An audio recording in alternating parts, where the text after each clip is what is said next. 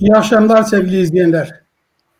Kısa adı DEDEKO olan Devrimci Doğu Kültür Ocakları'nın konuştuğumuz programın 2. bölümüyle karşınızdayız.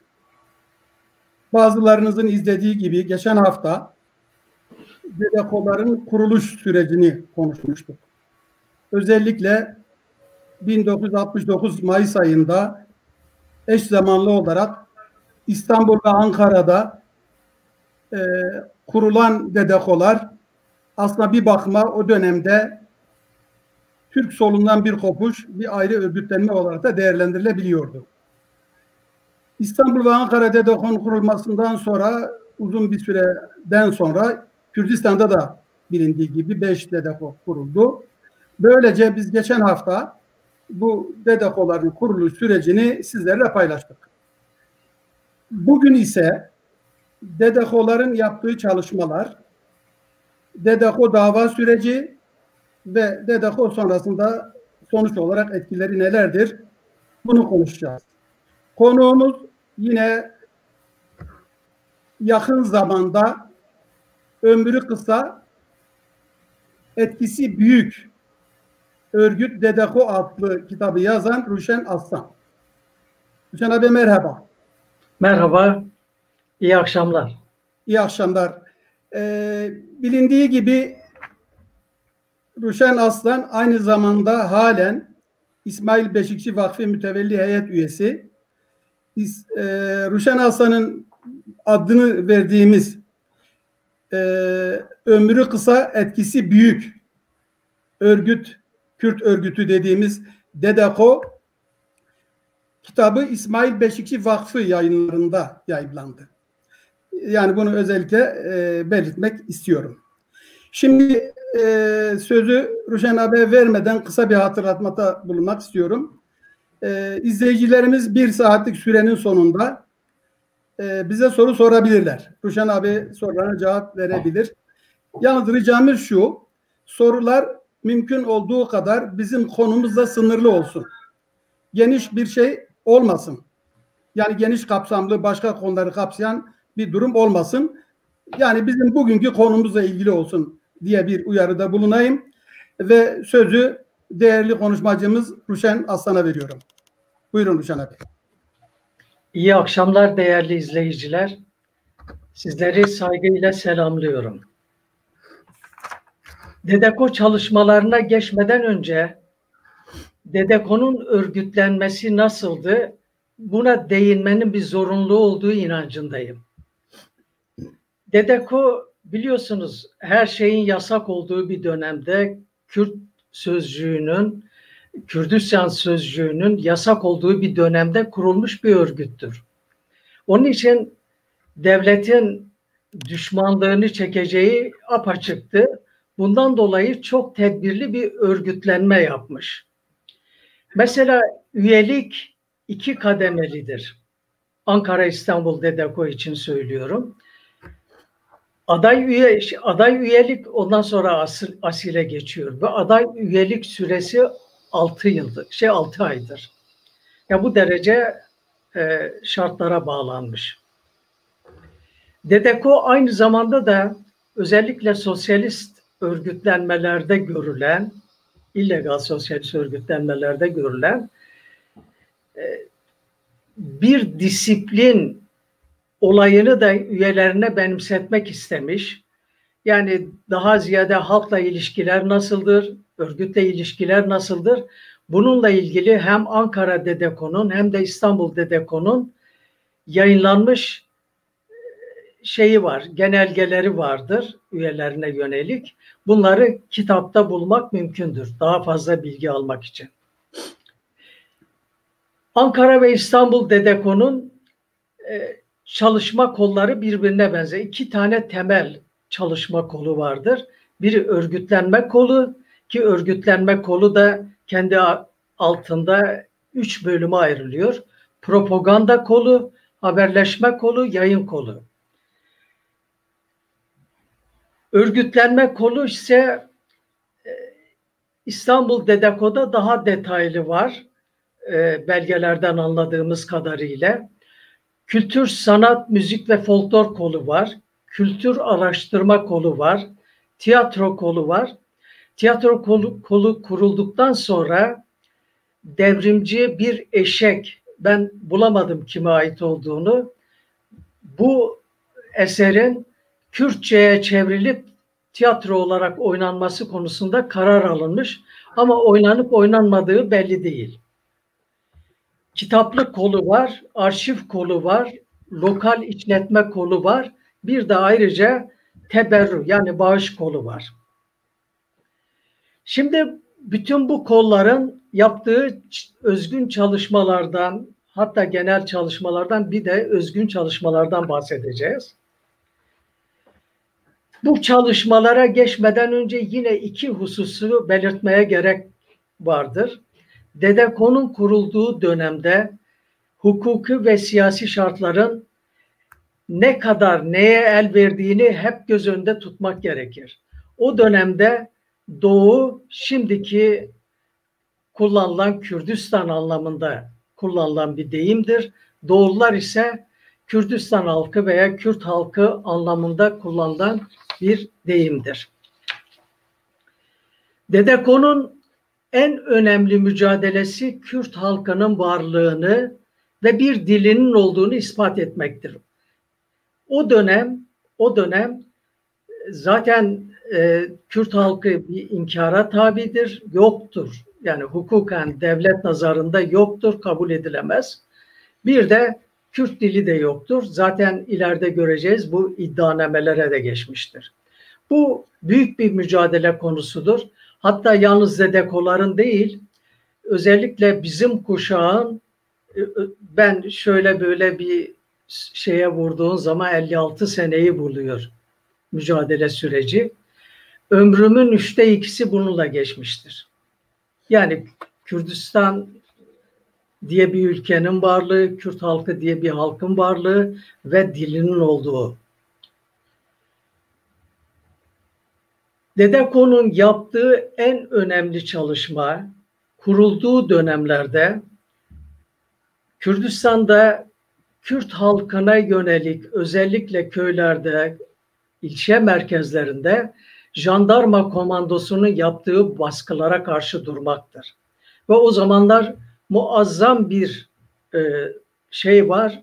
Çeşitli bahanelerle işte eşkıya aranıyor, şu oluyor, bu oluyor, silah arıyoruz diye gelişi güzel köylere gider, gözdağı verilir. Bunun sebebi ne ta geriye Şark İslahat Planı'nda da buluruz. Orada devletin gücünü ispat etmek için her zaman yani Kürdistan'da halka yönelik bu tür gösterilerde bulunmanın gereği rapor edilmiştir. Yani Şark İslahat Planı ve devam eden planlarda vardır. Örneğin benim yazmış olduğum Devletin İş Düşmanı Kürtler kitabında yani halkı sindirmek için sindirme uçuşlarının düzenlediği bellidir. Koordinatları verilmiştir. Diyelim ki Sarıkamış'tan çıkar ta Hatay'a kadar gider.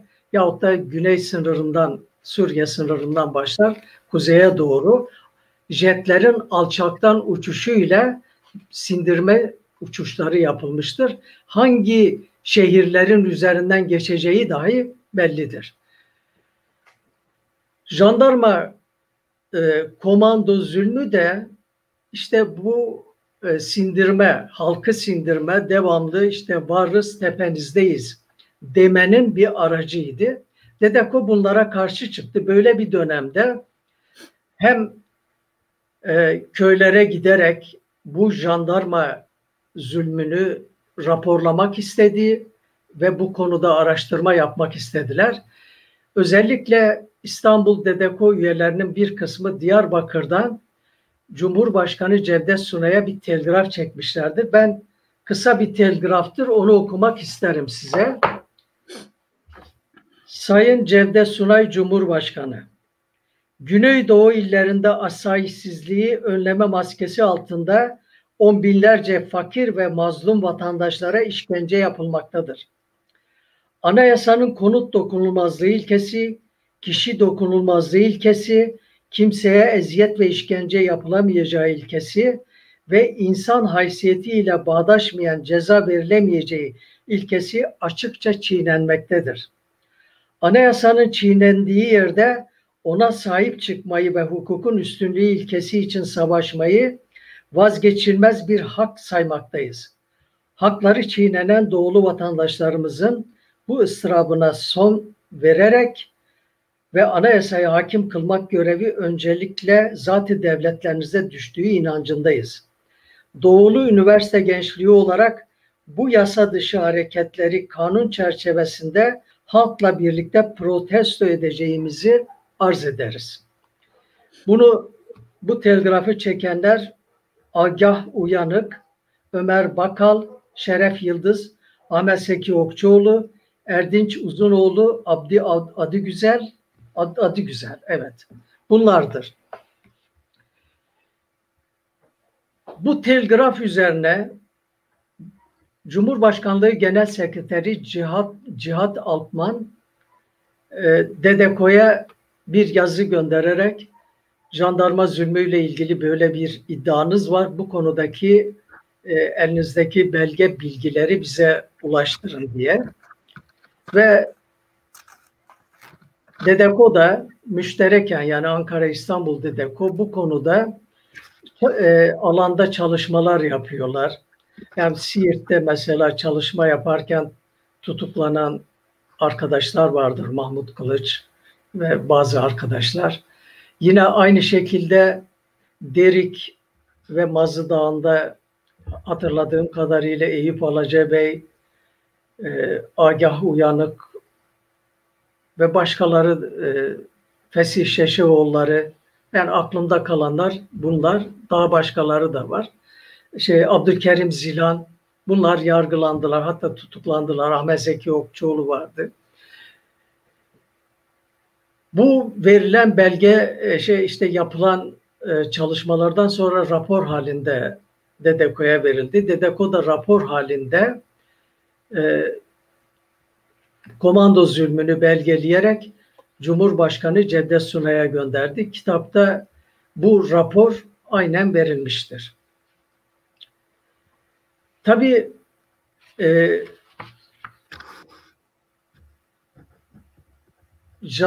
Kürdistan'ın bir de sosyal ekonomik durumunu araştırma diye bilimsel bir araştırma konusu vardır. Ya DEDEKO'lar kısa sürede kurulmasına rağmen ben şimdiye kadar gerek siyasi parti olarak gerekse diyelim ki sivil kuruluşlar olarak hiçbir şimdiye kadarki işte diyelim Kürdistanlı kuruluşun yapmaya çalışmadığı bir şeyi yapmaya çalışıyor o tarihlerde. Kürdistan'daki bütün şehirlerin ayrı ayrı sosyoekonomik durumunu inceleyen çok bilimsel bir çalışma var. Bu çalışma ile ilgili belgeler yine kitapta ek olarak verilmiştir. DEDEKO'ların en önemli görevlerinden biri ulusal bilinç oluşturmadır.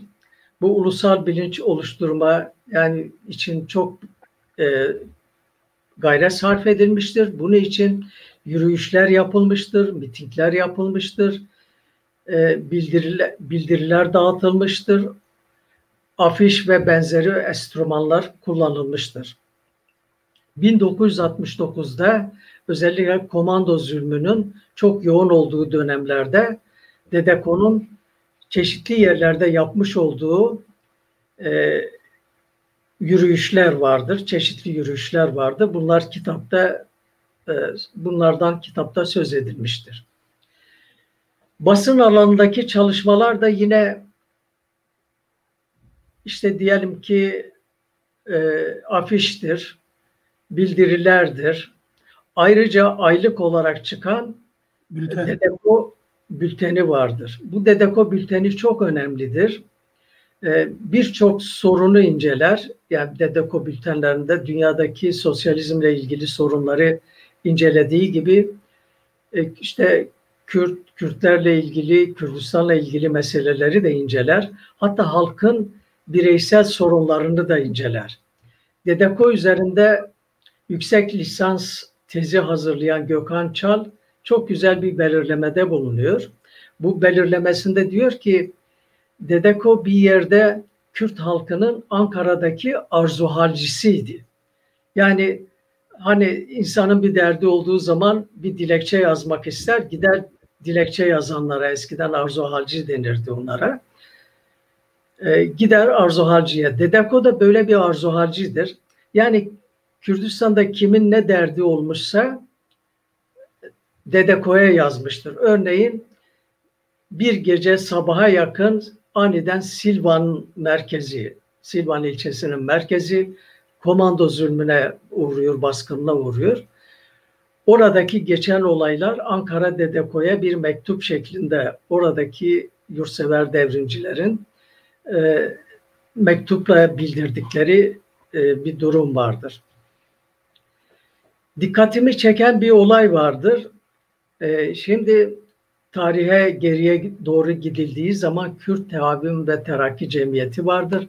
Onun çıkardığı Jin dergisi, Jin gazetesi vardır. Kürt Terakki ve Teavün gazetesi vardır. Şimdi baktığınız zaman Kürt Teavün ve Terakki gazetesine de aynı Dedeko bülteninde olduğu gibi halkın dertlerinin yazıldığı mektuplar var. Evet. Yahut da yerelden işte diyelim ki işte şu haksızlık yapıldı, bu haksızlık yapıldı. Ben bunu şöyle kitapta yorumladım. Kürt halkı kendisine ait olan bir basın kurumu, işte gazete ve dergi olduğu zaman ona çok daha itimat ediyor ve ona derdini aşmaktan ve derdini aştığı zaman da takip edileceğini inandığı için ona göndermeyi tercih ediyor diye düşünüyorum. Dedeko'nun bir de özgün çalışmaları vardır. Bu özgün çalışmalar çok çok önemlidir. Bunlardan söz etmek istiyorum. Dikkatimi çekenlerden biri Hakkari'de doğum kontrolüyle ilgili araştırma yapması. İşte Dedeko'nun kurulu olduğu dönemde Hakkari'de bir heyetin gidip doğum kontrolü araştırması yapıyor. Şimdi doğum kontrolü Kürtler açısından önemli bir problem. 1960 yılındaki 27 Mayıs askeri darbesinden sonra Kürtlerdeki nüfus artışı Cunta'nın konusu oldu. Cunta'nın ve Junta hükümetlerinin acaba biz Kürt nüfusundaki yani Türk nüfusuna göre yahut da geri kalan etnik unsurlara göre Kürt nüfusu fazla arttığı için biz bu artışı nasıl frenleyebiliriz diye doğum kontrolüyle ilgili, nüfus planlaması ile ilgili işte bir takım tedbirler ortaya atıldı, çalışılıyordu. İşte bu çerçeve o günden beri devam eden, yani belki çok çok açık olmasa bile gizli çalışmalar içinde çok önemli durulan, bugün halen devletin üzerinde durduğu bir konudur. Yani diyelim ki herkese 3 çocuk, 5 çocuk isteniyor ama ben Kürtlere bir çocuğun bile fazla olduğunu düşündükleri inancındayım. Çünkü nüfus artışını dengelemek için geçmişe baktığımız zaman böyle bir çalışmayı görüyoruz. Şimdi Hakkari'de doğum kontrolü heyetinin gittiği öğrenilince Dedeko tarafından Salih Sıtkı rahmete gitti. Çok sevdiğimiz bir avukattı. Hakkari'li bir avukat. Bir trafik kazasında kendisini yitirdik. Bu vesileyle saygıyla anıyorum. Ona görev veriliyor. Salih Sıtkı da gidip araştırma yapıyor Yüksekova ve civarında ve rapor gönderiyor Dedeko'ya. Diyor ki buraya bir heyet gelmiştir. Bu heyetin işte doğum kontrolü ile ilgili görüşmelerine Kürt halkından işte diyelim ki ilgi gösterenler hemen hemen yok gibi. İşte bazı memurlar eşleriyle birlikte gitmişler ve bazı kadınlara spiral takılmış edilmiş. İşte bu tür bir rapor gönderiyor. Keban Barajı yapıldığı zaman işte o civardaki ya da baraj altında kalan köylerin arazileri istimlak edilmişti. Bu istimlak konusunda sorunlar vardır. Keban köylüleri Dedeko'ya hallerini arz ediyorlar. Dedeko'nun bu konuda yazılmış bildirisi vardır. Şimdi Kürdistan'da kurulan Dedeko'ların ömrü çok az olduğu için onların böyle çalışma kolları oluşturduğuna dair bir şey yok. Yani tespit yok. Yalnız Diyarbakır Dedeko'da seminerler yapıldığını biliyoruz. Bu konuda kitapta bilgi verilmiştir. Fakat diğer Dedeko'ların yani böyle bir özel örgütlenmesi yok. Yani İstanbul Dedeko gibi çalışma kolları olarak. Fakat Ergani Dedeko'nun lisede öğretmen azlığı, hastanede doktor yokluğundan dolayı işte bildiri yayınladığını görüyoruz. Bu konuda çalışma yaptığını ve halkı direnişe davet ettiğini görüyoruz.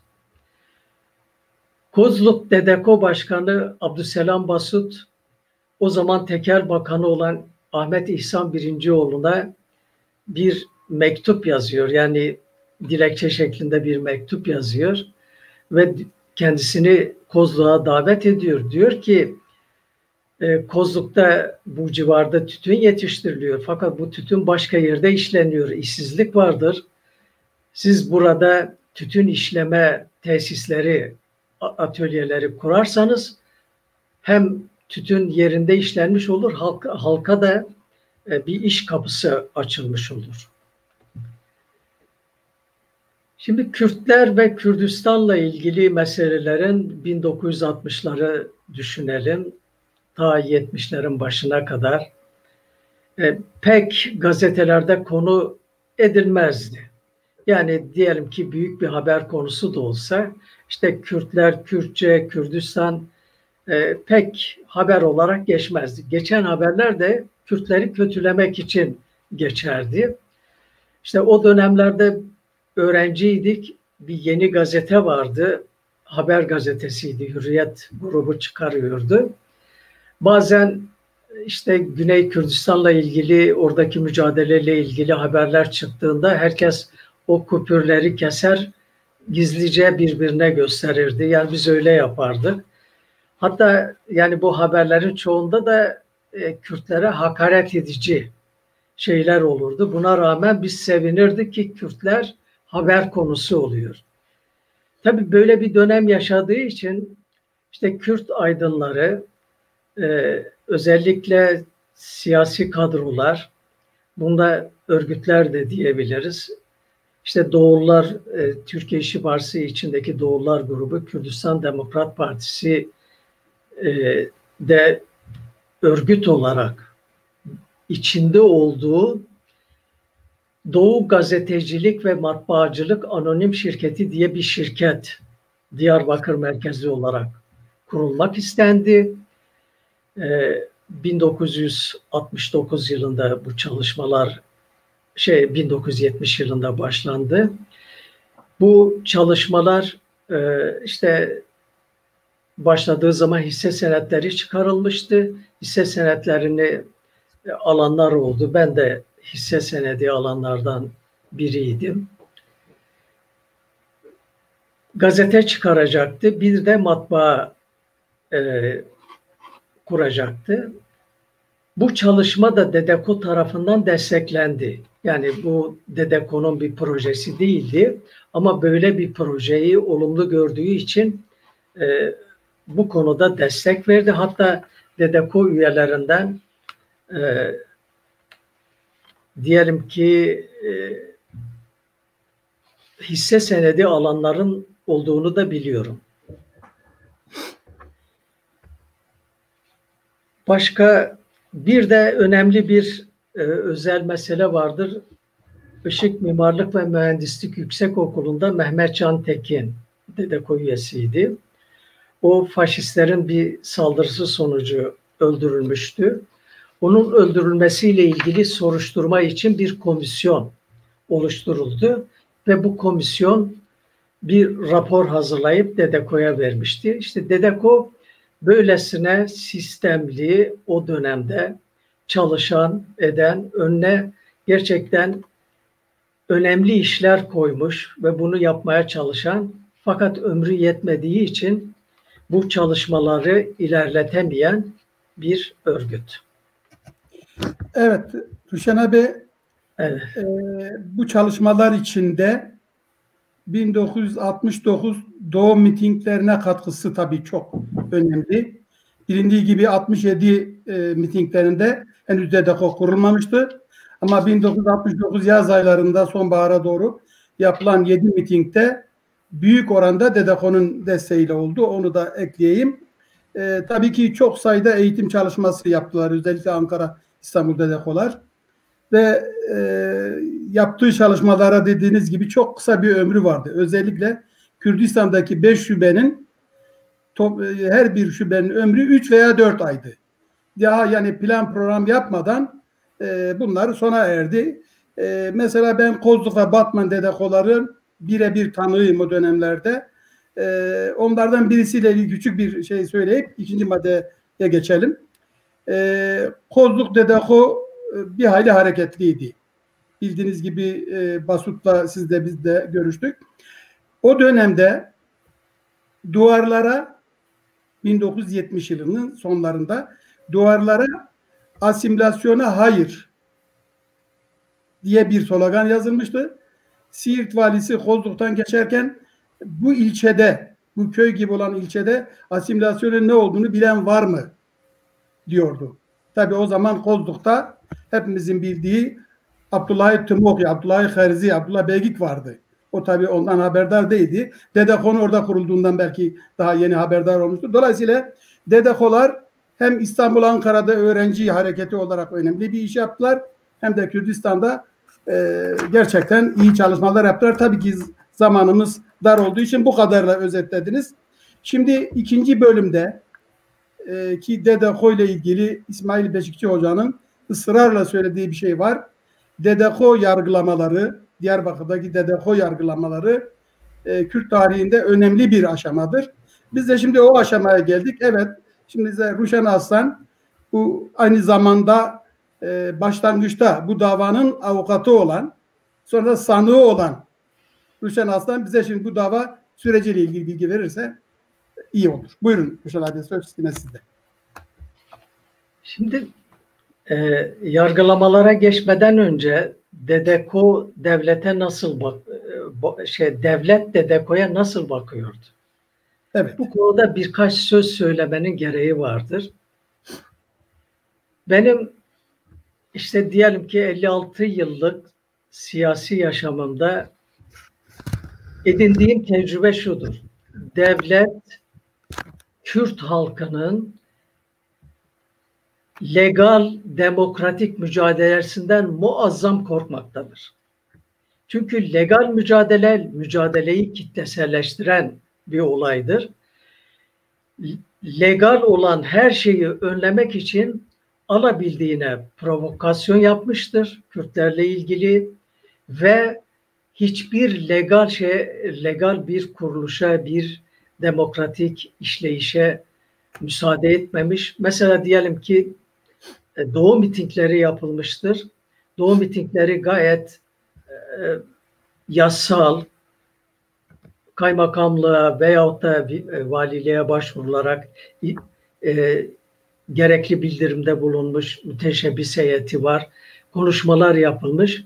Fakat bütün Doğu mitingleri yargılama konusu olmuştur. Mitinglerde konuşma yapanlar yargılanmış, hatta ceza alanlar olmuştur. Yani legal hiçbir şeye devlet müsaade etmiyordu. Onun için Dedeko'nun ömrü kısa olmuştur. Tabii bütün çerçeveye çok genişten bakmak lazım. 1970 aynı zamanda da Güney Kürdistan'da Irak rejimi ile otonomi anlaşmasının 11 Mart 1970'teki otonomi antlaşmasının kabul edildiği bir yıldır. Şimdi güneyde Kürtler bir statü elde ediyorlardı. Güneydeki gelişen olayların kuzeyi ve diğer parçaları etkilemesi olayı vardı. İşte güneydeki mücadelenin yükselme oranına paralel olarak komando baskınları Kürdistan'da artıyordu, baskılar artıyordu, zorluklar artıyordu. İşte bu dönemde Jandarma Genel Komutanlığı'nın hazırlamış olduğu bir rapor vardır. Jandarma Genel Komutanlığı'nın Kürt raporu. Ben o raporu Devletin İş Düşmanı Kürtler diye kitap haline getirmiştim. İsmail Beşikçi yayınlarında çıktı. Bakıyorsunuz ki yani Dedeko'nun kuruluş sürecine yakın bir dönemde çıkan bir rapordur. Bu rapor daha ziyade güneydeki hareketin yükselme dönemine bağlı. Ona bağlı olarak 2 tane rapor daha vardır. Birisi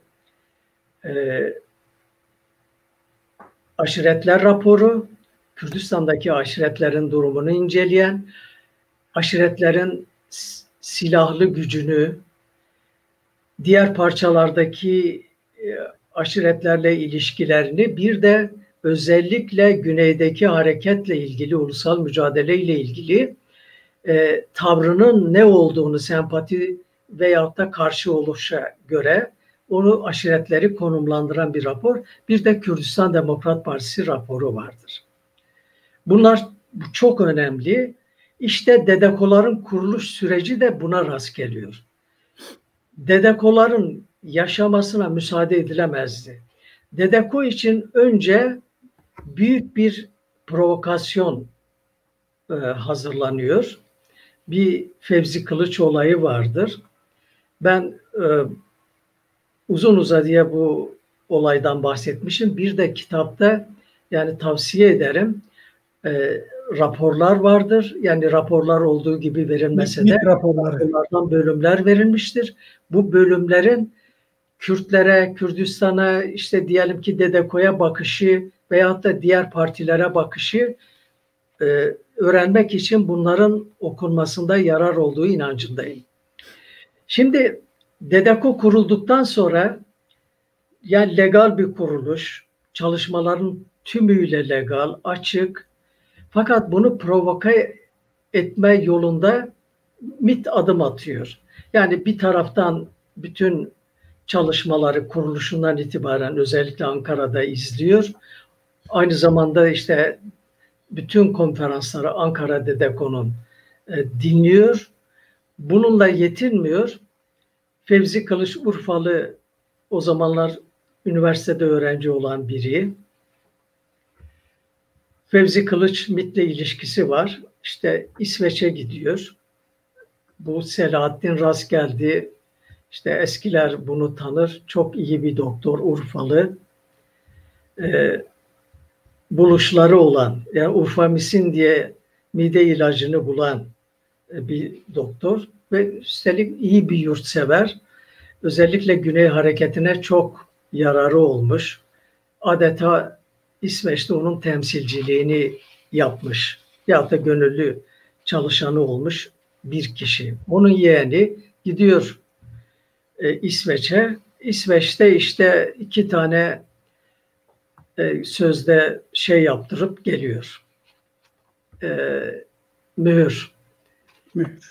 Kürdistan Öğrenciler Birliği, Ankara Kürdistan Öğrenciler Birliği İstanbul. İşte gelip bazı arkadaşlarla görüşüyor. O görüşmelerde yani Nezir Çemikanlı ve Ali Beyköylü ile, biri Nezir Çemikanlı'nın evinde yapılan görüşme var. Bir de barajda yapılan görüşme var. Bu görüşmeler de MİT tarafından tespit edilmiş. Bu görüşmelerde işte bu illegal örgütlenmenin kurulmasını istiyor. Diyor eğer biz bunu kurarsak bizi Avrupa'dan destekleyecekler. Bu yönde bir çalışma yapıyor. Yani ben bunu yani okuduğum belgelerden şöyle yorumladım. MİT illegal yani DDK içinde DDK üyelerinden de oluşan bir öğrenci birliği kurmak yahut da bir öğrenci örgütü kurmak suretiyle DDK'nın illegal bir kuruluş olduğunu ispat etme veyahut da diyelim ki bir legal yapı var bir de bazıları illegal bir yapı içine girerse aralarında çatışma doğacak. Böyle bir çatışmayı yaratmak için düşünülmüş bir şeydir. Fakat bu bir tesadüfi olayla akamete uğruyor. Olay da şu. Nezir Şemikanlı Ankara Talebe Federasyonu Milli Türk Talebe Federasyonu sanıyorum. Onun başkanlığına aday. İstanbul'dan destek bulmak istiyorlar. İşte İstanbul'dan destek bulmak için Ali Bey Köylü diyor ki Milli Türk Talebe Birliği'nin başkanı Rasim Cinisli benim hemşerimdir. Gidelim sana oradan destek sağlayalım. Benim tanıdıklarım da var. Gidecekler. Şey de onlarla birlikte gelmek istiyor. Fevzi Kılıç. Fevzi Kılıç giderken işte otobüste şoför muaviniyle tartışıyorlar.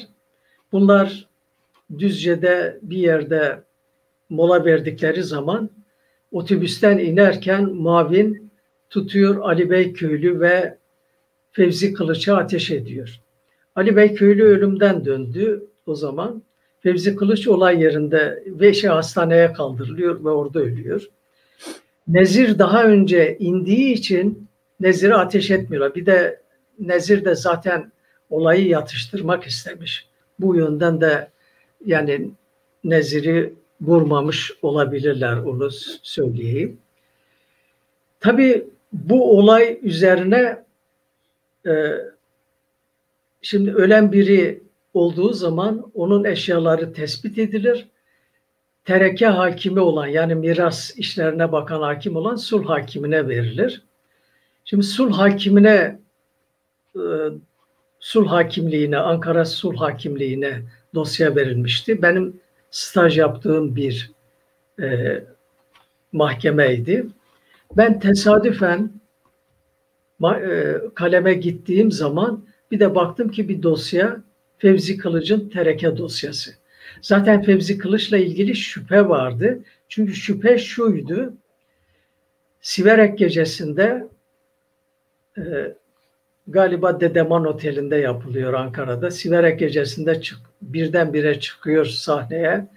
Diyor ki bende 2 tane emanet vardı. Bir de Kürt bayrağı açıyor. Bende 2 tane emanet vardır. Bu emaneti benden alacak baba yiğit var mı? Provokasyon olduğunu biliyorlar. Ağzını kapatıyorlar, indiriyorlar falan. Şimdi böyle bir yapıda olan biri etrafında yani şüphe de var. Ben de baktım baktım dosyaya. Dosyaya baktığım zaman MİT kimliği vardı. Onu gördüm. MİT kimliği olduğunu geldim Ankara DDK'dan tutuklu olan arkadaşlara söyledim. Dedim ki hal mesele böyle. Onlara da haber verdim. Yani bizzat gördüm. Zaten dava dosyasında onun MİT ajanı olduğu resmi yazışmalardan belli. Bu çok önemli. Bunu uzun uzadıya kitapta anlatılmıştır. DDK'nun nasıl bir tertiple karşı karşıya bulunduğunu anlamak için bunu okumakta yarar var. Şimdi bütün bunlar yapılırken bir taraftan da DDK'nun çıkardığı yayınların hemen hemen hepsi dava konusu. İşte sorumlular belki onlarca basın, o zaman toplu basın Asliye Ceza Mahkemesi'nde açılmış dava vardır ki bu davalar sonunda Diyarbakır'daki ana davayla birleşti. Yargılamalar ilk defa Ankara DDK'ya yapılan bir operasyonla başladı. 13 Ekim 1970'te Ankara Sulh Ceza Hakimliği'nin vermiş olduğu arama kararı ile aynen şöyle diyor. Diyor ki Ankara DDK binasında olduğu bilinen işte Kürt Talebe Cemiyeti'ne ait mühürlerin bulunup işte suç delillerin tespit edilmesi için arama yapılmasına karar vermiştir. Yani nokta atışı yapıyor. Öyle bir şey varsa şimdi yani olacak bir şey değil. Böyle bir arama kararı da olmaz. Ama böyle bir arama kararı vermekle yani mahkeme veyahut da devlet kendisini ele veriyor ki uydurma bir şeydir. Ve sonradan da zaten ilk aramada böyle bir mühür bulunmuyor. Ondan sonra birinci aramada tutanaklar tutuluyor. Güya ikinci bir aramak için tekrar işte sanırım o zaman sekreterlik görevinde olan Fikret Şahin bulunuyor, getiriliyor. Gelip kapıyı açıyorlar. Bakıyorlar ki açık bir çekmecede mühürü var. İstanbul Talebe Birliği mührü. Şimdi İstanbul Talebe Birliği mührü niye Ankara'da olsun? Böyle bir şey var. Şimdi ilk işte hatırladığım kadarıyla Mümtaz Kotan, İbrahim Güçlü, Tarık Ziya Ekinci, Musa Anter, ayrıca Canip Yıldırım, Mehmet Emin Bozarsan, bunlar hakkında soruşturma açılmıştı. Tutuklananlar oldu ve itiraz üzerine bıraktılar. Ama İbrahim Güçlü, Mümtaz Kotan, Nezir Şemikanlı, Sabri Çepik bırakılmadı. Ta dava sonuna kadar bu 4 arkadaş tutuklu kaldılar. Dava işte o zamanki işte savcılık soruşturmasından sonra sorgu hakimliği vardı. Sorgu hakimliği işte soruşturmayı yürütür. Bu soruşturmayı yürütür ve soruşturma sonunda şöyle bir karar verir. Ya soruşturmanın yer olmadığına, meni muhakeme kararı diyorlar ona. Meni muhakeme kararı verir yahut da davayı ilgili mahkemesine açar.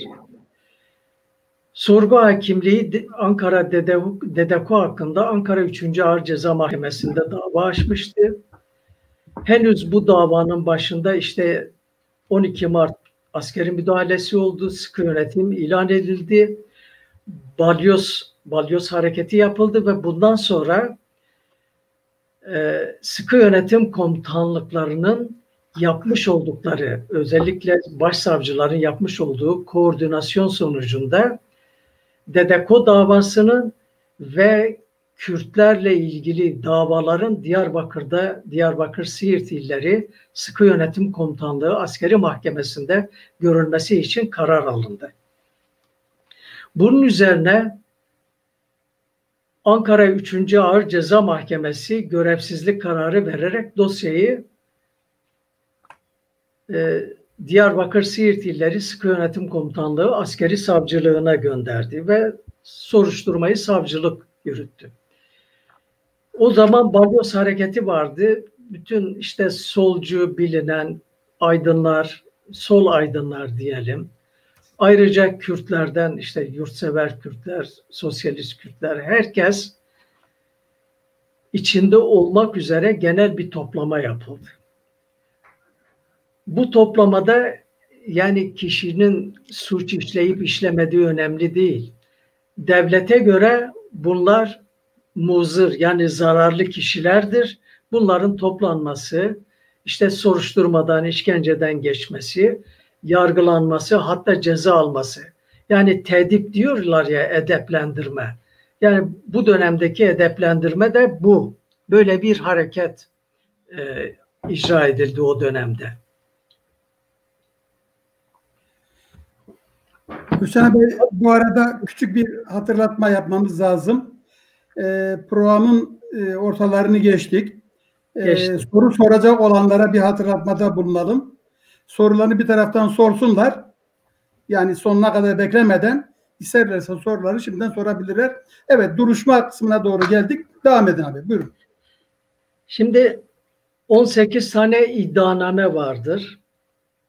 Biz bu iddianameleri kitabın elektronik ekleri olarak link vermek suretiyle İsmail Beşikçi Vakfı, İsmail Beşikçi Araştırma Kütüphanesi'nin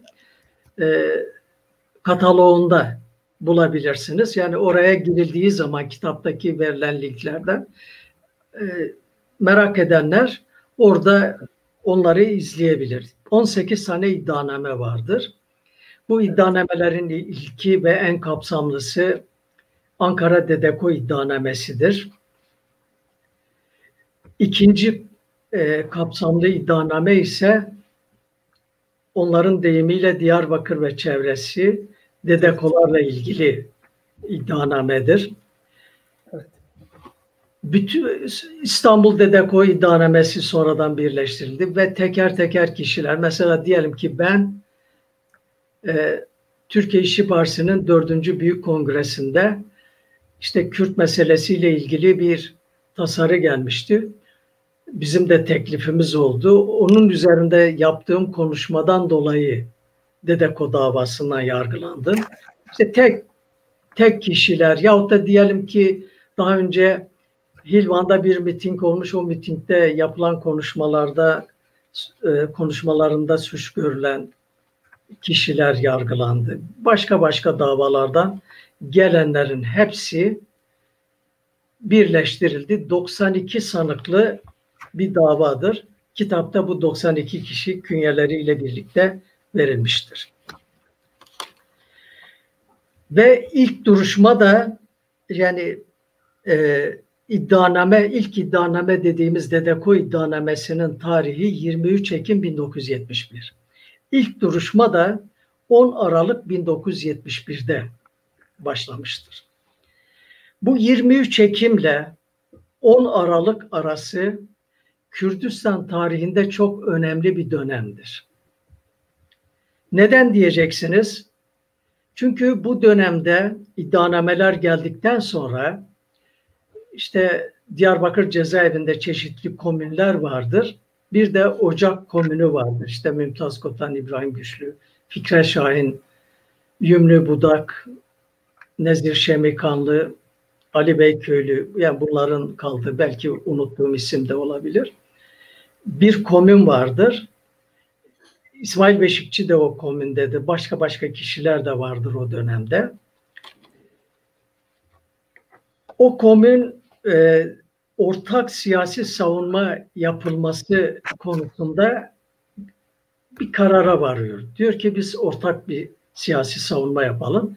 Bunun için Dedeko davasından yargılanan ve hapiste olan kişilerle görüşülüyor. Ve bunlar içinde komün de vardır. İşte Ocak komünü bu görüşmeleri yürütmek üzere İbrahim Güçlü'yü görevlendiriyor.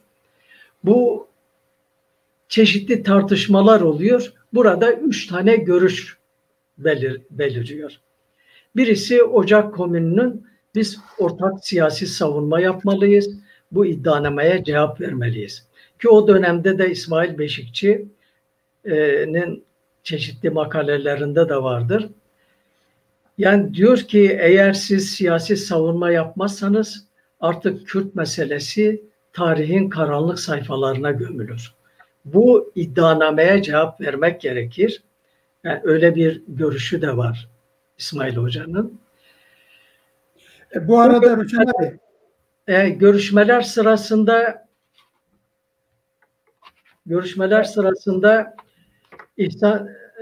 İhsan Aksoy ve arkadaşlar, işte Faruk Aras var, Sabri Çepik var o zaman. epeyce arkadaş var. Şimdi isimleri hemen hemen sayıp uzatmayayım. Zaten kitapta var. Onlar diyorlar ki biz sizinle savunma yapmayacağız. Bu görünen resim Ocak Komünü o zamanki. İşte Battal Bate'yi saymamışım. Bir de Ali Yılmaz Balkaş, Mahmut Kılıç. Mahmut Kılıç. Saymamışım. Ruşen abi. Efendim. Dilerseniz bu iki grubun 9'ar kişi bunlar. Bu iki ayrı sayma var ya. Ben Evet. bunların isimleri bir tekrar okuyayım. Bir yanlış ben onları şey edeceğim. İstersen onların şeyini, ortak savunmaları söylerken isimlerini tamam. de vereceğim. Yani bu iki grup 9'ar kişi bunlar. İsimlerini vereceğim. Tamam. Müsaade edersen. Şimdi 3 görüş beliriyor. İhsan Aksoy ve arkadaşları diyorlar ki siz burjuva milliyetçisiniz. Biz sizinle ortak savunma yapmak istemiyoruz. Biz sosyalistler olarak yani ayrı bir savunma yapmayı düşünüyoruz. Ayrı savunma yapacağız. Bir grup da yani diyelim ki iki grubun dışında olan bir grup da diyor ki yani bu dönemde böyle ileri derecede bir siyasi ortak savunma yapmanın bir gereği yoktur. Zaten bize ağır cezalar vermek istiyorlar. Eğer biz ortak savunma yaparsak ağır cezalar verilir. Yani biz hapishanelerde bir şey yapamayız ama çıkıp halkın içinde olursak bir şeyler yapabiliriz. Böyle bir görüş belirliyorlar ve bunlar ortak savunmalar dışında kalıyorlar. Şimdi savunmalar da iki bölümdür. Bir iddianameye cevap olarak verilen var, bir de son savunma olarak verilen var. İddianameye cevaplardan birisi dedim işte Fikret Şahin, İbrahim Güçlü, Mümtaz Kotan, Yümlü Budak, Ali Bey Köylü ve Nezir Şemikanlı tarafından verilen bir iddianamedir. İddianameye cevaptır. İkincisi ise İhsan Aksoy ve arkadaşlarının verdiği iddianameye cevap. Nusret Kılıçarslan, Sabri Çepik, Zeki Kaya, Faruk Aras, Ferit Uzun, Hasan Acar, Niyazi Dönmez, İhsan Aksoy ve İhsan Yavuz Türk. Şimdi arkadaşlar niye dedim bu tarih önemlidir? Bu ortak savunma yapamama ilişkileri cezaevinde epeyce zedeledi ve çelişkileri derinleştirdi. Bu çelişkiler yargılama sonuna kadar da DDK davasının yahut da diyelim hapishane sürecinin sonunda da siyasi ayrılıklara yansıyan bir ayrılık oldu. O konuya daha ileride değineceğiz. O bakımdan özellikle bu bir aylık veya işte 35 günlük bir dönemdeki o ilişkiler, o tartışmalar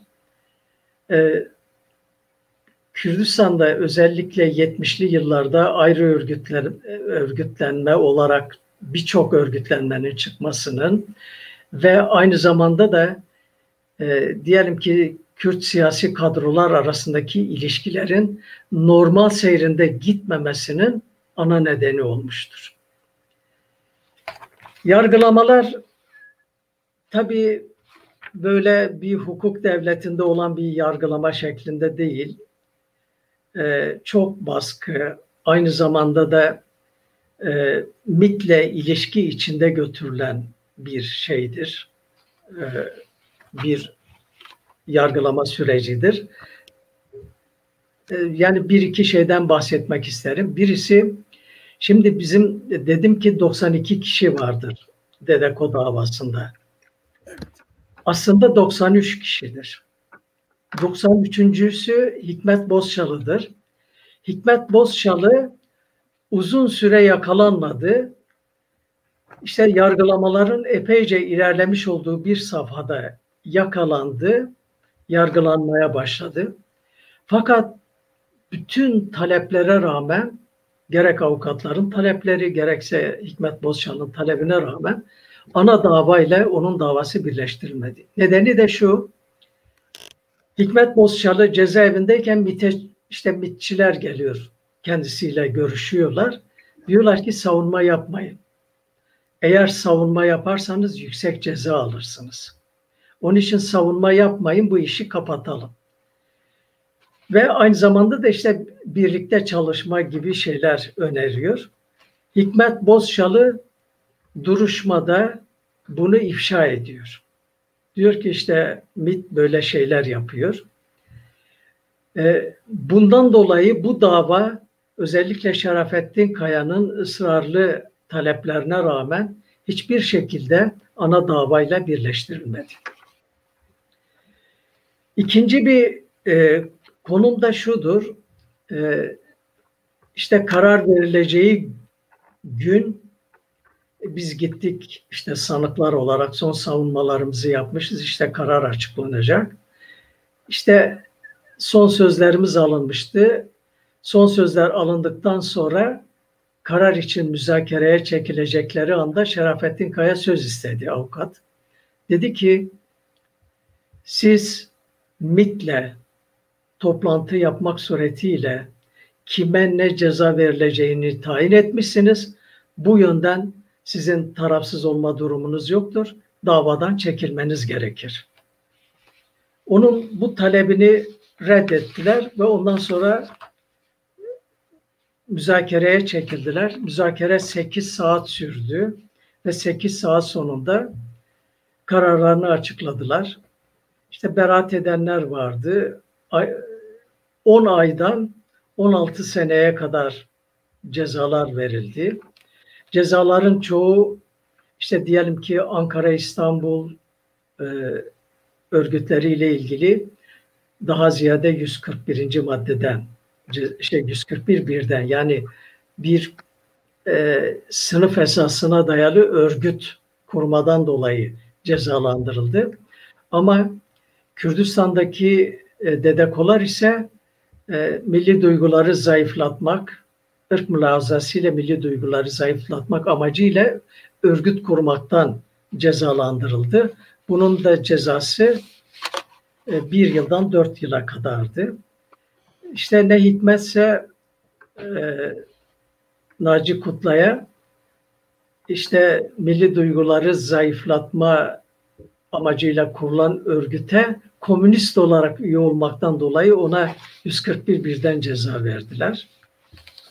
Böyle terslikler de vardı kararda. Kararda tabii siyasi bir dava. Kararda bence en önemli şey olduğu gibi kitabı aldığım siyasi öneriler vardır.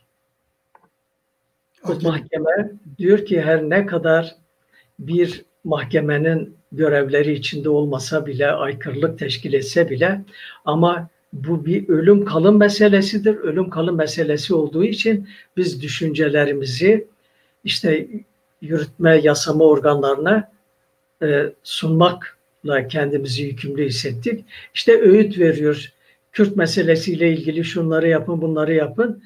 Bu konudaki karar metni olduğu gibi kitapta vardır.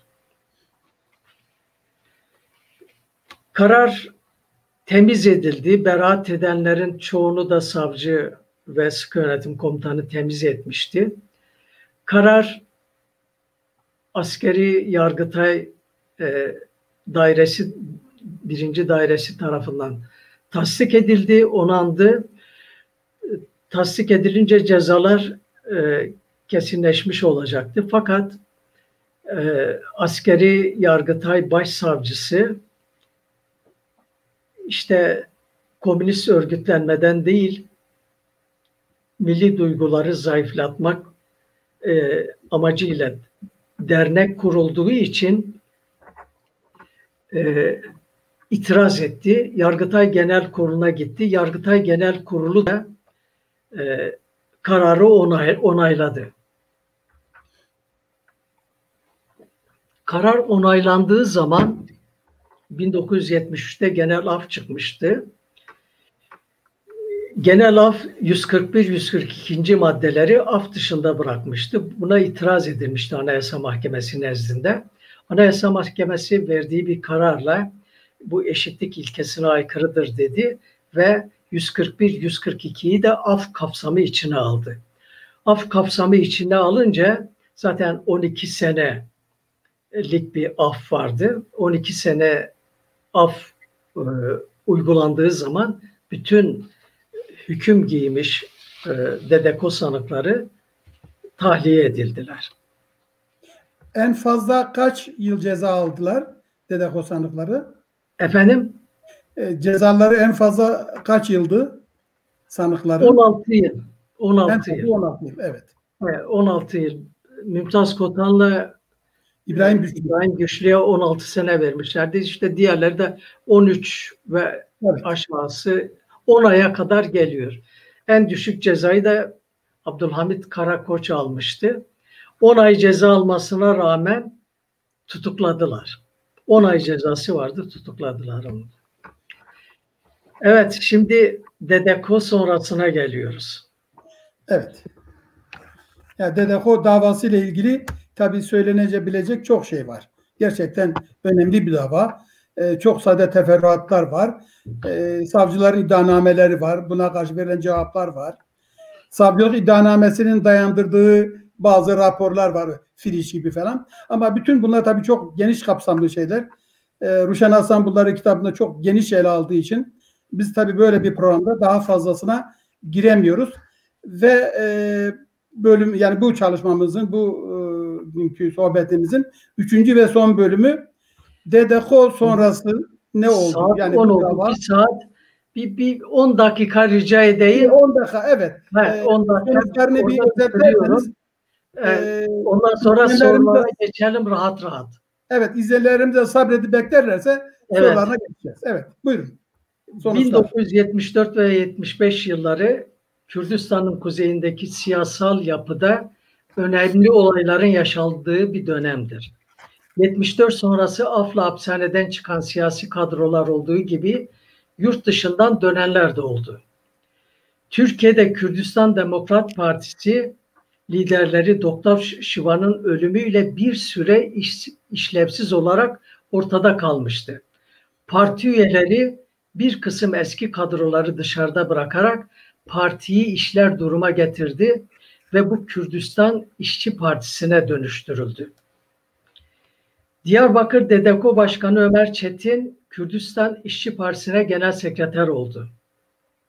İstanbul Dedeko'nun başkanlarından Necmettin Büyükkaya, üyelerden Ahmet Karlı ve Eyüp Alacebey partinin merkez organında görev aldılar. İstanbul Dedeko 2. dönem yönetim kurulu üyelerinden Zarruk Vakuf Ahmetoğlu, Dedeko'dan ihraç edilenlerdendi. Dedeko davasından yargılanarak cezalandırıldı. O da Kürdistan İşçi Partisi'nin merkez organında görev alanlardandı. Dedeko üyesi olmayan fakat Dedeko'dan yargılanan Kemal Burkay, Ankara Dedeko'dan İhsan Aksoy ve Faruk Aras'la Diyarbakır Dedeko kurucusu Mehdi Zana 1975'te Türkiye Kürdistan Sosyalist Partisi'ni kurmuşlardı. Ankara Dedeko'nun kurucularından Mümtaz Kotan'la İbrahim Güçlü, Komal Yayın Evi'nin ve Rızgari Dergisi'nin kurucularındandır. İstanbul Dedeko yöneticilerinden Ali Yılmaz Balkaş, Mümtaz Kotan ve İbrahim Güçlü ile birlikte Rızgari kurulunda görev aldı, yazı kurulunda. Ben Dedeko kurucusu ya da üyesi olmadım ama Dedeko'dan yargılandım. Komal'ın kurucusu oldum ve Rızgari yazı kurulunda görev aldım. Derginin sahipliğini yüklendim. Komal Yayın Evi'ni kurma ve dergiyi çıkarmak için yaptığımız toplantıda Dedeko'da kuruculuk, üyelik ve yöneticilik yapmış Mümtaz Kotan, İbrahim Güçlü, Ali Yılmaz Balkaş, Battal Batte, Mahmut Kılıç ve Ali Bey Köylü de vardı. Ahmet Zeki Okçu ile Ferit Uzun, Kava Siyasi Hareketi'nin kurucularındandı.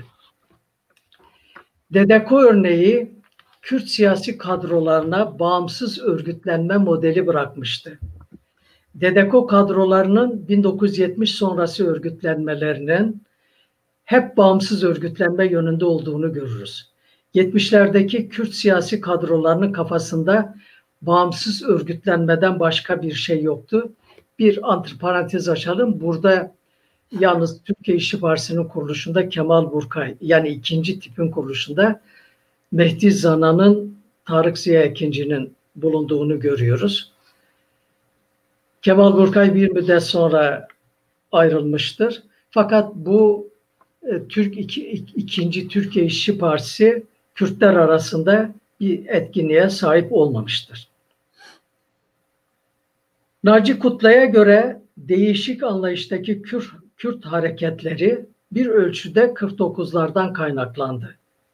49'lardaki değişik ideolojilerin 1960'lı yıllarda oluşan siyasi hareketler üzerindeki etkisi doğrudur ama 70'li yıllardaki siyasi hareketlerin şekillenmesinde Dedeko etkindir. 1970'lerin ikinci yarısından sonra oluşan siyasi hareket ve siyasi örgütlerden PKK dışında hepsinde Dedeko'nun damgası vardır.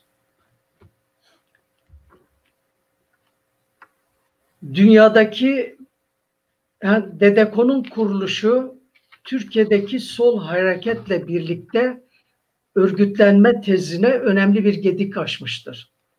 Kürt solu ile Türk solu arasındaki makas iyice açılmıştır.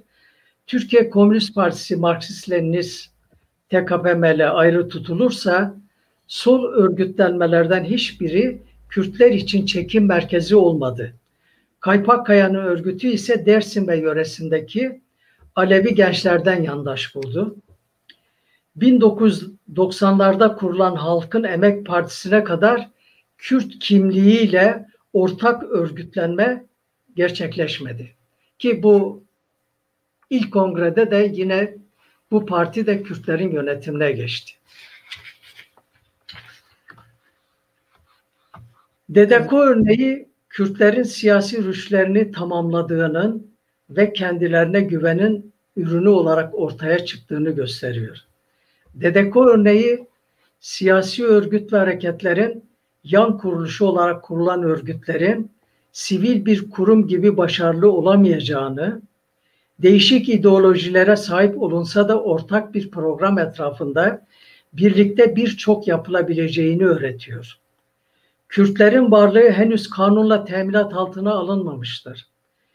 Binbir güçlükle elde edilmiş olanaklar yönetimin keyfine göre bir günde geri alınabiliyor. Yargılama konusu yapılabiliyor. Kürtlerle ilgili hiçbir olanağın henüz hak düzeyine ulaşmadığı unutulmamalıdır. Dedeko örneği üzerinde yaşanan toplumu çok iyi tanımak gerektiğini, insani ilişkiler iyi yönetilmediğinde siyasetin de iyi yönetilemeyeceğini öğretiyor. Dedeko örneği Kürtlerin Kürt meselesini her alanda savunmaları gerektiğini öğretiyor. Türkiye Cumhuriyeti kuruluşundan beri Kürt korkusu taşımaktadır.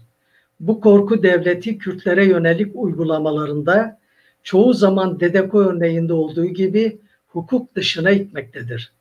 Dedeko örneğinde olduğu gibi devlet kanuna göre kurulmuş bir gençlik örgütlenmesine bile tahammül edememiştir. Dava dosyası devletin Dedeko karşısında nasıl bir telaş ve korkuya kapıldığının örnekleriyle doludur. Bu korkuyla devletin Kürtler ve Kürt meselesiyle nasıl birlikte yaşayacağı, yasak ve ceza dışında başka bir çözüme sahip olup olmadığı belli değildir. Dedeko örneği sayılamayacak kadar derslerle dolu bir tarihtir. Evet.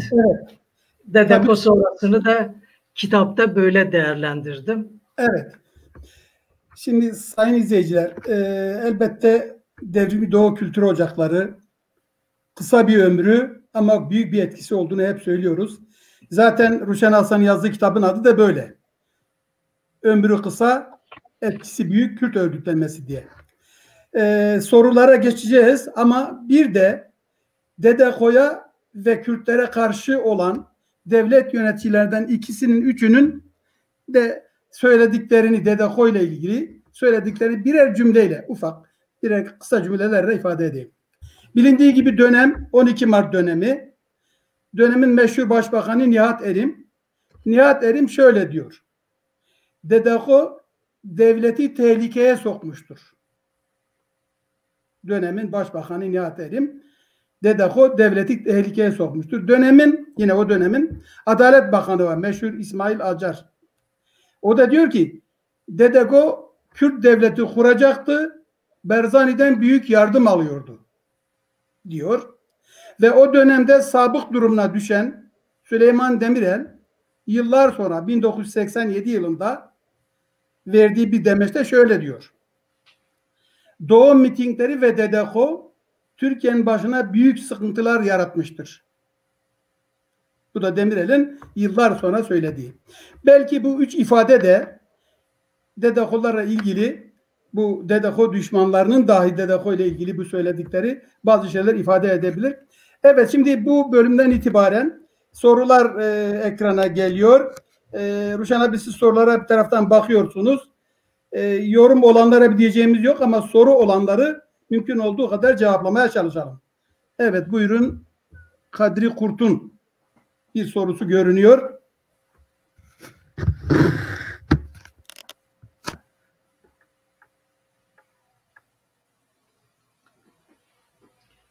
Evet. Şimdi, evet, görüş ayrılıkları nedenleri. Evet. Evet, Kadri Kurt arkadaşımızın sorusu, yani şöyle diyelim, Dedeko önemli ölçüde Kürt siyasi kadrolarının içinde bulunduğu, her yaştan insanların bulunduğu bir yapılanmaydı. Tabii her şey insani ilişkilerin iyi götürülmediğine bağlanmaz. O günkü siyasi şartlar, Kürdistan'daki işte diyelim ki uluslaşma sürecinin vardığı aşama, halkın siyasetle ilişkisi, işte korkusu vesaire, hepsinin katkısını birlikte ele almak lazım. Ama inancıma göre siyasi kadrolar bütün güçlükleri amaçları doğrultusunda aşmak zorundadır. Bunu aşabilmek de ancak diğer kadrolarla olumlu, işte diyelim ki işi ilerletecek, gelişmeyi sağlayabilecek, halka güven verebilecek yapıların sağlanması yönünde ilişkilere bağlı. Bence Dedeko'nun en olumsuz yanı özellikle bu savunma sırasındaki insani ilişkilerin iyi götürülmemesi ve onun 70 sürecine yansımasıdır. Evet. Evet, diğer başka soru varsa rejiden, evet, İbrahim Mutlu'nun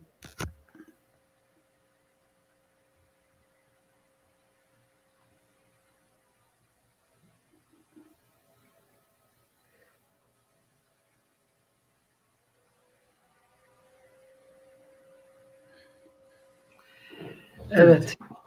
Şimdi İbrahim Mutlu'nun sorusu önemli. Belki de bizim eksik bıraktığımız bir şey. Dedeko savunmasının en önemli yanı Kuzey Kürdistan için diyorum. Zaten konumuz da öyle, kitapta o şekilde yazılmış. Mahkemelerde yapılan ilk toplu siyasi savunmadır. Bu açıdan önemlidir. O günkü bilince göre, o günkü şartların el verdiği ölçüde, kaynakların el verdiği ölçüde bunu da o günkü arkadaşlar bana göre en iyi biçimde dile getirdiler. Her şeyi zamanı içinde değerlendirmek gerekir. Yani zamandan, toplumdan, mekandan koparılarak ele alındığı zaman yanlışa düşülür. Ve bu arkadaşlar yetenekleri buydu. Böyle bir savunma yaptılar. Bildiğim kadarıyla mitinglerde Kürtçe belki başından sonuna kadar olmasa bile konuşmalar var, şiirler var Doğu mitinglerinde. Evet. Evet, başka sorular varsa ekrana gelsin.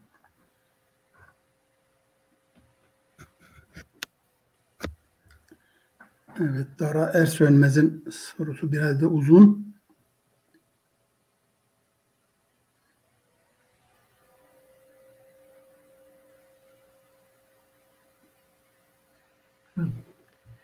Yani bana göre aralarında büyük bir fark yok. Görüş Yok. ayrılığı da yok. Esasında 70'teki kadrolar arasında ne gibi görüş ayrılığı var? Şimdi Fuat Önen'le bu kitabı yazarken bir telefon sohbeti yaptım. Fuat Önen çok haklı bir şey söyledi. Dedi ki yani bizim o günkü siyasi kadrolarımızı hangisi Çince'yi, Rusça'yı, bilmem Arnavutça'yı biliyordu ki kitapları kaynaklarından okudular. O kitapları yazanların. Yani şimdi 70'teki kadrolar bence her iki savunma da çok muteberdir. Evet. Yani o gün Kürt halkının varlığını söylemek bile büyük bir cesaret işiydi. Büyük bir devrimci eylemdi. Bu arkadaşlar bunu fazlasıyla yaptılar. Bunun ötesinde yaptılar. Yani çok şeyler söylediler. Zaten savunmaları kitabın elektronik ekler bölümünde girilerek görebilirsiniz, okuyabilirsiniz. Farkı veyahut da benzerlikleri de görebilirsiniz. Ama ana hatlarıyla çok büyük bir ayrılık yok. Ama ikisi de saygın. Aslında iki taraf da şunu söylüyordu. Devlet onlara siz yoksunuz diyordu. Onlar da biz de varız, Kürtler de Kürdistan'da var diyorlardı. Sonuç. Evet, Ahmet Yıldız'ın bir sorusu var. Şimdi Dedeko'dan sonra kurulan örgütlerin bence Dedeko'dan ayrı yanları vardır. Bir Dedekade deneyimi vardı. Dedekade başlangıçta kurulurken Dedeko benzeri bir örgüt olarak kurulmak istendi. Fakat evet. Dedekade içinde muazzam çekişmeler oldu. Yani o zaman diyelim ki hapishanedeki ayrışmalara paralel bir ayrışmayı, çekişmeyi Dedekade içinde görüyorsunuz. Fakat Dedekade de sonradan bir çizgi örgütüne dönüştü. Yani şeyden sonra kurulan 70'lerde kurulan örgütlerin Dedeko'dan farkı budur. Dedeko'da yani aslında 70 öncesi çok önemli birkaç tane olayda diyelim ki milliyetçi damarla sosyalist damarın ortak eylemleri vardır. Birisi doğum mitingleri. İkincisi bu gazetecilik ve matbaacılık, Doğum Gazetecilik ve Matbaacılık Anonim Şirketi. Bir de ne vardı? Yani şimdi bir de şey vardı. Ben size şunu söyleyeyim. Ben Türkiye İşçi Partiliydim. İşte Türkiye İşçi Partisi 4. Büyük Kongresi'ne Kürtlerle ilgili bir teklif götürülmesi söz konusuydu. Bir de galiba o zaman Doğullar grubundan olup da işte Naci Kutlay, Tarık Ziya II, Kemal Burkay, Tahsin Avcı, Sait Burçin bunlar genel yönetim kurulu üyeleriydi. Bir de yani şeyin hazırlığı vardı, merkezin hazırlığı vardı. Bununla ilgili bir ön toplantı Diyarbakır'da yapıldı. Bu sırada Ankara Dedeko'ya operasyon yapılmış. Tarık Ziya II onlar da tutuklanmıştı. Biz Diyarbakır'da toplantı yaptığımızda bu meseleyi görüştüğümüzde bu toplantıya çok iyi hatırlıyorum. Türkiye Kürdistan Demokrat Partisi Genel Başkanı Said Elçi de davet edilmişti. O da gelip görüşlerini söyledi. Yani böylesine bir güç birliği vardı. Fakat aynı güç birliğini 70 yılı içinde çok göremiyoruz. Onun için kurulan işte diğer legal demokratik örgütler çok farklı. Bunlar çizgi örgütü. Yani diyelim yani sosyalist olsa ama işte diyelim Sovyet yanlısı ayrı, bilmem Çin yanlısı ayrı, Arnavut yanlısı ayrı. Böyle bir ayrılık vardı. Evet, Azat Ceyhan'ın sorusu.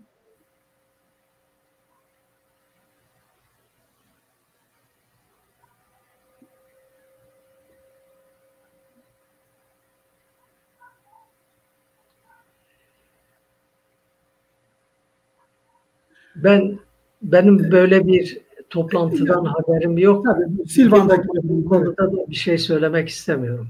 Evet. Abdurrahman'ın sorusu.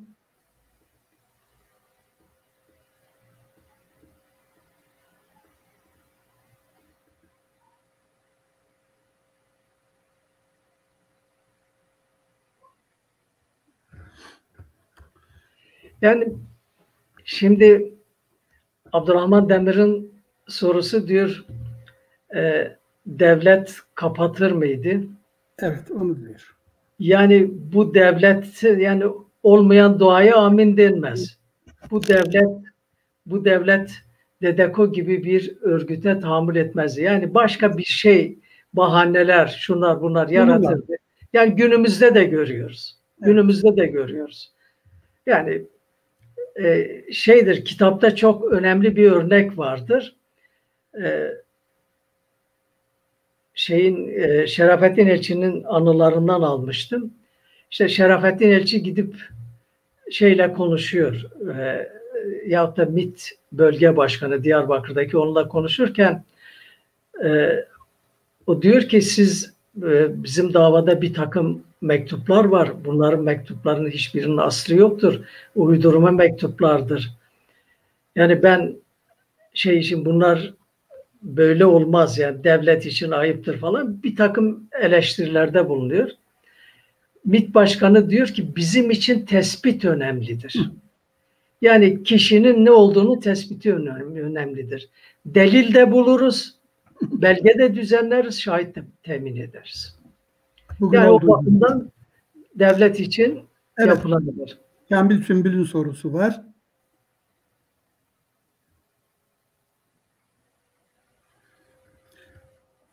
Evet, rüzgarı 12 Eylül sonrası. Ben düşünmüyorum. Ben Rızgari'den geldiğim için yani yazdığım ne kadar tarafsız olur diye benim dışımda birini yapmasını isterim. Evet. Hatta siyasetin dışında birini. İkram sorusu Delen. DEDEKO'nun kuruluşunda her iki örgütlenmenin etkisi olduğu inancında değilim. Ama DEDEKO kurulduktan sonra Doktor Şivan'ın işte başında olduğu Türkiye'de Kürdistan Demokrat Partisi'nin önemli ölçüde İstanbul DDK'den kadro devşirdiğini biliyoruz. Önemli şey var. Bir de şu var, yani Silvan'da Abdülkerim Ceyhan DEDEKO kurucusudur. Partinin merkez kurulu üyesi. Diyarbakır DEDEKO Başkanı Ömer Çetin aynı zamanda partinin merkez komite üyesidir. Yani Kürdistan'daki DEDEKO'lar için kısmen söylenebilir. Bültenleri kitabı şişirmemek için vermedim. Zaten KOMAL'ın yayınlamış olduğu DEDEKO dava dosyası diye o kitapta olduğu için vermedim. Yani kaynak olarak ulaşılabilen bir şeydir. Onun için vermedim. Murat Civan sorusu var.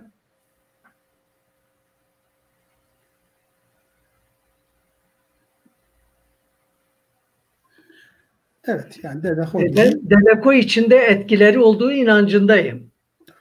Yani şimdi şöyle diyelim. DEDEKO kadroları zaten siyasi kadrolardı. Siyasi kadrolar olarak da ister istemez bazı bağlantıları olan kişilerdi. İşte dediğim gibi 2 tane DEDEKO'nun kurucusu, biri de Diyarbakır'daki de başkan, Türkiye'de Kürdistan Demokrat Partisi'nin merkez komite üyeleri. İster istemez etkisi olacak. Yani İstanbul DEDEKO'nun yöneticilerinin birçoğu yine Türkiye'de Kürdistan Demokrat Partisi'nin üyeleri.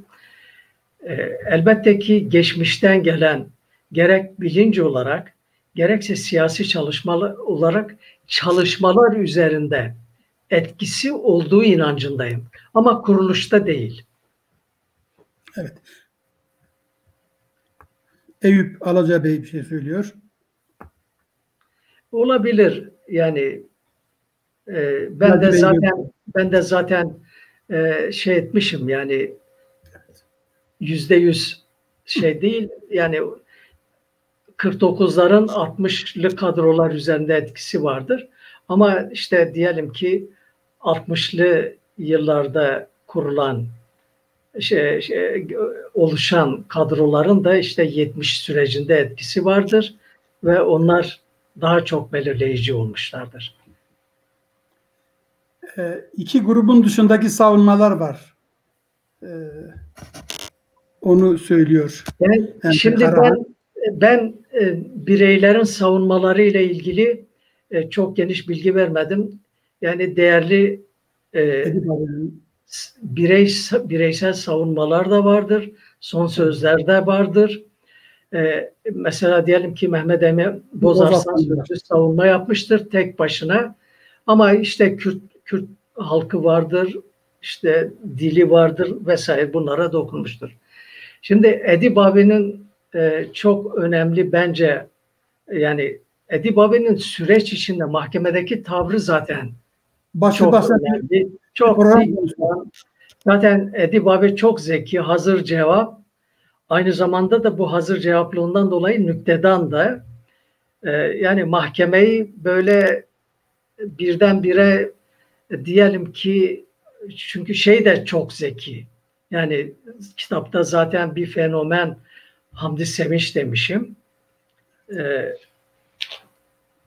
Duruşma hakimini gerçekten zeki, hukuku çok iyi bilen, hafızası çok güçlü ve duruşmaları da yönetmesini iyi bilen ama buna rağmen yani bir hukukçuda olması gereken esas nosyonlar işte bağımsız olma, tarafsız olma, yani ideolojik olarak işte ya devlete karşı tarafsız olma, taraflara karşı tarafsız olma böyle bir niteliği olmadığı için iyi bir hakim değildi.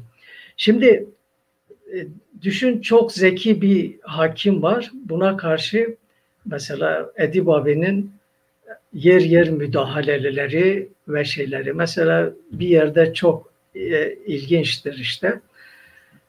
Mella Abdullah Garzi ifade veriyor. Mehmet Salih Tanrıverdi Diyarbakır müftüsü Koplu. Bu da tercümanlığını yapıyor. Bir yerde yanlış tercüme yapmış. Edip abi dedi ki tercüme yanlış oldu falan. Dedi ki Hamdi Sevinç işte duruşma hakimi dedi Edip Karahan mütalaa istemiyorum. Pardon o değil mütalaa başka. Dedi ki karışma şey etme. Dedi ki ben elbette müdahale ederim. Dedi sen onun vekili misin? Evet dedi ben onun vekiliyim. Aramızda sosyal vekaletname var. Yani şimdi böylesine çok hazır cevap. Mesela bir olayda Edip abi rahmetli dedi ki galiba şeye sormuştu. Mütalaa Abdurrahman Demir mi? Mehmet Emin Tektaş Zilan köyünden Zilan köyünden ben onu Abdurrahman'la hep karıştırmışım. Bazı makalelerimde Abdurrahman diye geçer yalnız. Sonra bu Dedeko çalışmasına baktım Zilan köyünde Mehmet Emin Tektaş sordu Zilan'ın anlamı nedir? Tabii Zilan onda Zilan Deresi işte o bölge çağrışımı yapıyor.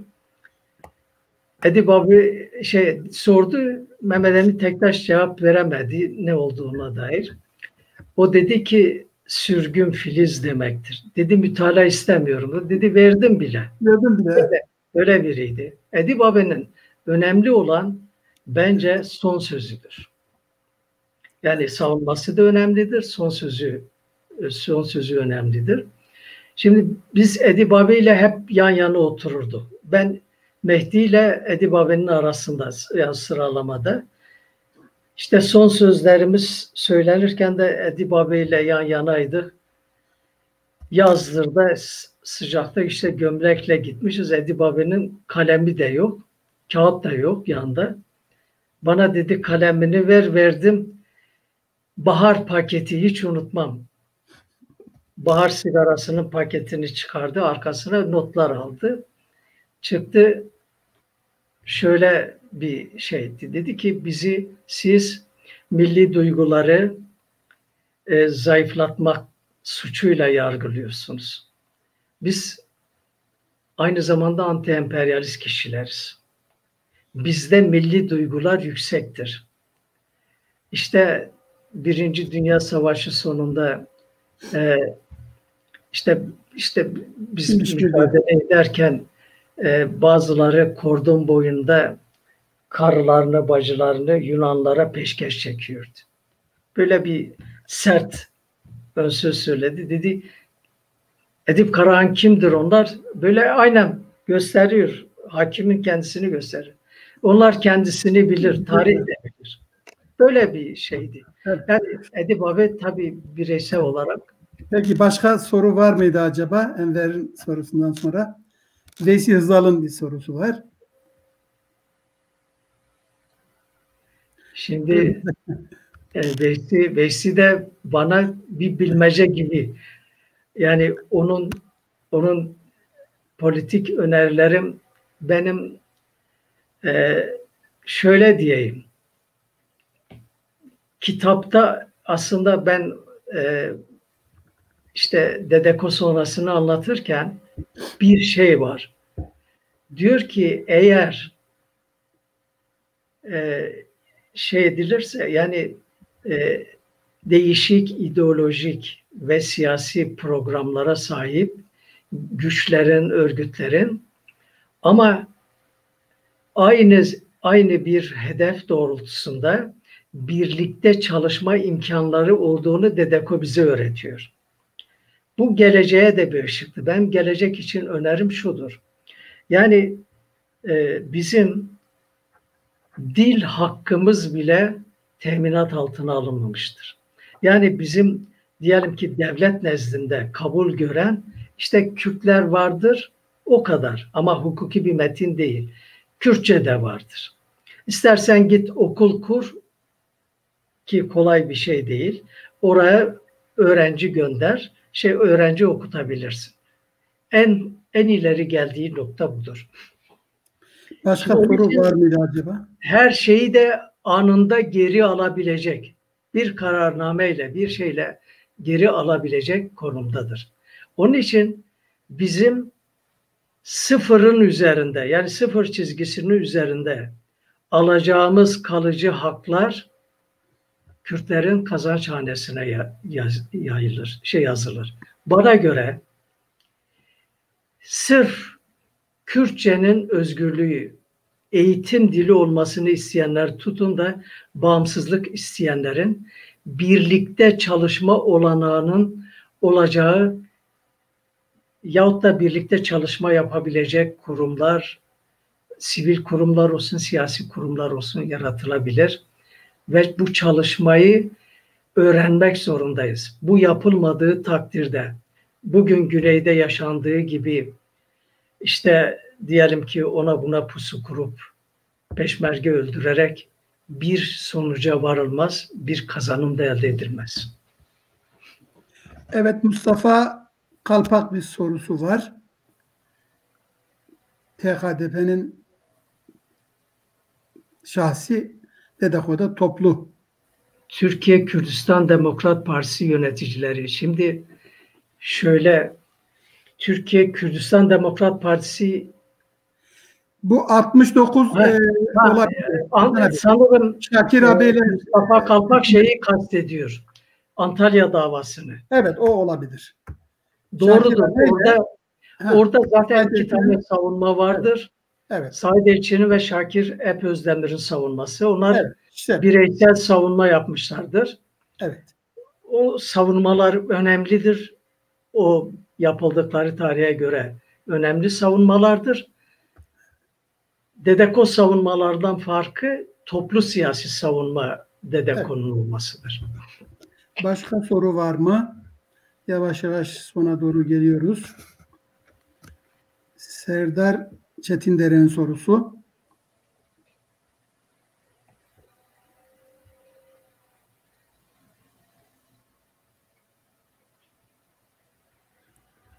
Evet. UKO Dedeko kaynaklı değil. Evet. Yani bunun ben kaynağını tarihsel sürece bağlıyorum. Yani UKO'cuların veyahut da sonradan PKK'ya dönüşen UKO'cuların çıktığı tarih itibariyle, yaşları itibariyle DDK ile ilişkileri olmayan kadrolar olduğu içindir. Evet. Ama şu vardır, yani diyelim ki DDK sürecinin düşüncelerinden etkilenme herkes için söz konusudur.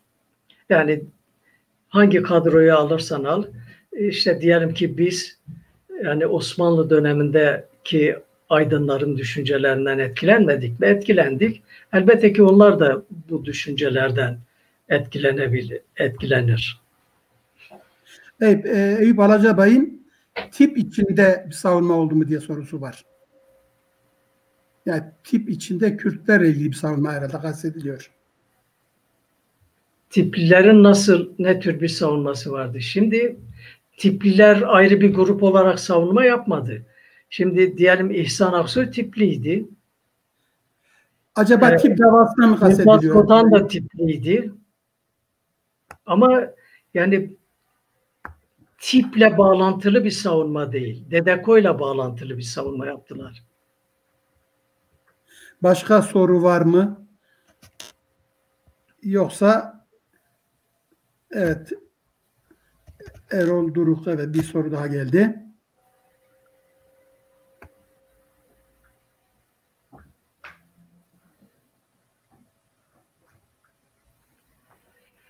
Mahir Kaynak MİT Mahir Kaynak DDK üyesi değildir. Alakası yok. Yani bir yanlış bilgilenme var. Yanlış bir bilgi var orada. Yani o yanlış bir bilgi. Başka bir soru var. Benim bildiğim yani Doğan Avcıoğlu grubuyla birlikteydi. Evet, onlarla beraber hareket ediyordu. Onlarla beraber hareket ediyordu. Onların içine sızdırılmış MİT görevlisiydi. Zaten 12 Mart'ta Doğan Avcıoğlu ve grubunun başarı kazanmamasının nedeni Mahir Kaynak'ın işte her şeyi dinlemesi ve MİT'e iletmesiydi. Şahin Veli'nin sorusu.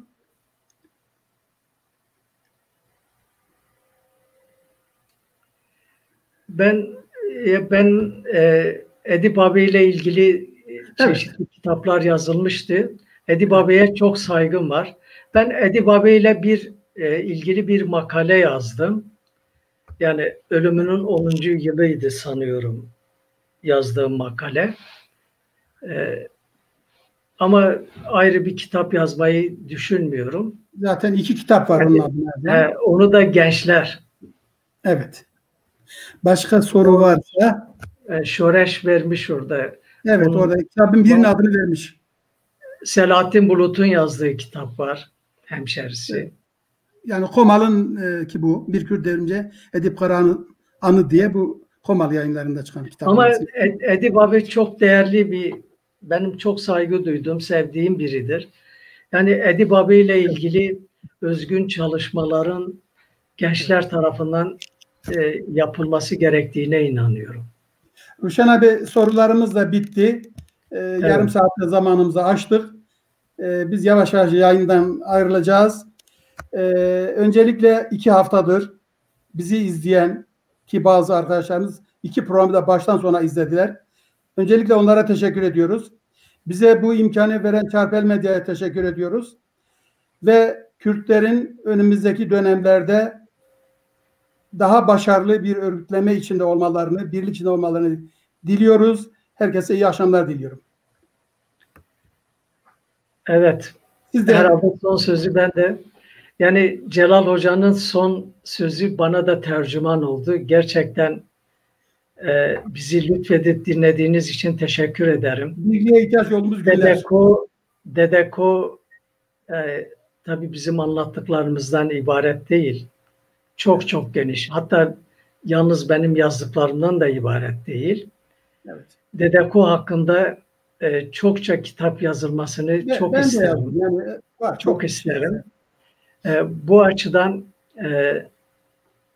işte diyelim ki benim elimden gelen buydu ve ben bunu yazabildim. Ben de Çarpel Medya'ya bize bu imkanı tanıdığı için çok teşekkür ediyorum. Sağ olsunlar, var olsunlar. Herkese iyi akşamlar. Hoşça kalın. İyi akşamlar.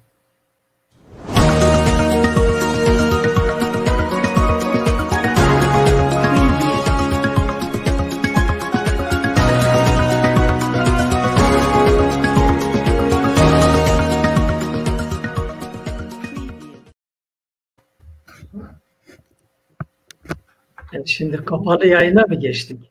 Geçmiş olsun abi.